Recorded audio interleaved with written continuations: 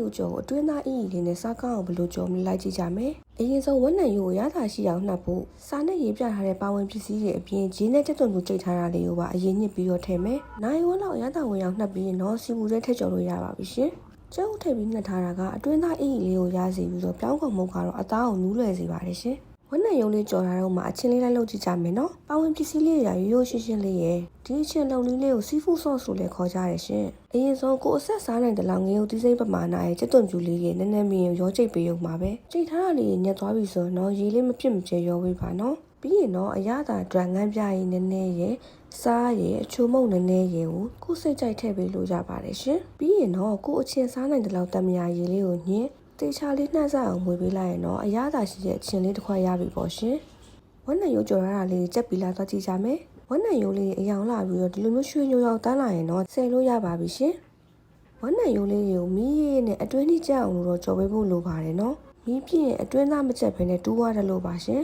။ကဲဒါဆိုရင်တော့အတွင်းသားအီလေးနဲ့အရသာရှိလာတဲ့ဝက်နံရိုးကြော်မှုမှုလေးရပါပြီရှင်။နောက်မှပြန်တွေ့ကြမယ်နော်။ Bye